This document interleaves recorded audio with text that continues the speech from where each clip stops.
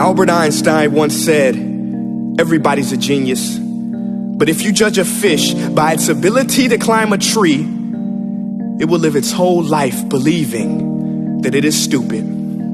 Ladies and gentlemen of the jury, today on trial we have modern day schooling. Glad you could come. Not only does he make fish climb trees, but also makes them climb down and do a 10-mile run. Tell me, school, are you proud of the things you've done?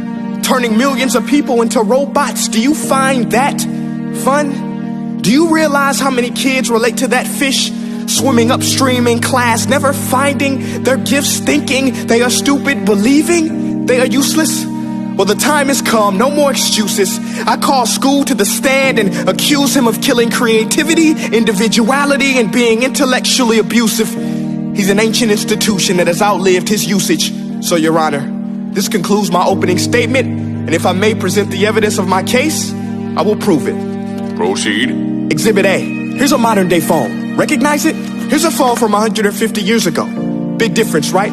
Stay with me. Here's a car from today, and here's a car from 150 years ago. Big difference, right? Well, get this. Here's a classroom of today, and here's a class we used 150 years ago. Now, ain't that a shame? In literally more than a century, nothing has changed. Yet you claim to prepare students for the future? But with evidence like that, I must ask, do you prepare students for the future or the past? I did a background check on you and let the record show that you were made to train people to work in factories, which explains why you put students in straight rows, nice and neat, tell them sit still, raise your hand if you want to speak, give them a short break to eat, and for 8 hours a day, tell them what to think. Oh, and make them compete to get an A letter which determines product quality, hence grade A of meat. I get it. Back then, times were different. We all have a past. I myself am no Gandhi. But today, we don't need to make robot zombies. The world has progressed. And now we need people who think creatively, innovatively, critically, independently, with the ability to connect. See, every scientist will tell you that no two brains are the same. And every parent with 2 or more children will confirm that claim.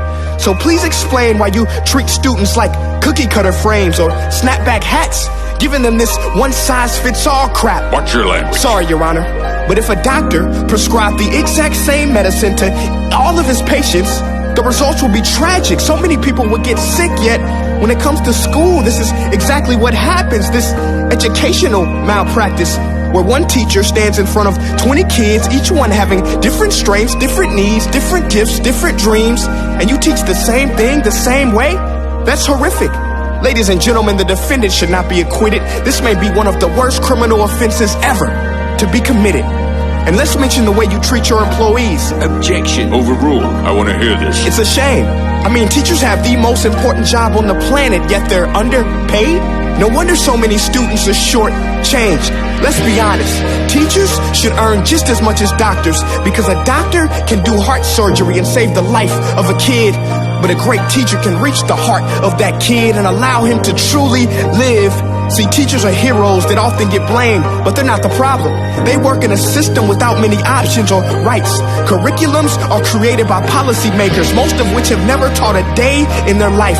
Just obsessed with standardized tests. They think bubbling in a multiple choice question will determine success. That's outlandish. In fact, these tests are too crude to be used and should be abandoned, but don't take my word for it. Take Frederick J. Kelly, the man who invented standardized testing, who said, and I quote, "These tests are too crude to be used and should be abandoned." Ladies and gentlemen of the jury, if we continue down this road, the results will be lethal. I don't have much faith in school, but I do have faith in people. And if we can customize healthcare, cars, and Facebook pages, then it is our duty to do the same for education, to upgrade it, change it, do away with school spirit, because that's useless. Unless we're working to bring the spirit out of each and every student, that should be our task. No more Common Core. Instead, let's reach the core of every heart in every class. Sure, math is important, but no more than art or dance. Let's give every gift an equal chance. I know this sounds like a dream, but countries like Finland are doing impressive things. They have shorter school days. Teachers make a decent wage. Homework is non-existent, and they focus on collaboration instead of competition. But here's the kicker, boys and girls. Their educational system outperforms every other country in the world. Other places like Singapore are succeeding rapidly. Schools like Montessori, programs like Khan Academy, there is no single solution. But let's get moving, because while students may be 20% of our population, they are 100% of our future. So let's attend to their dreams, and there's no telling what we can achieve. This is a world in which I believe, a world where fish are no longer forced to climb trees. I'll rest my case.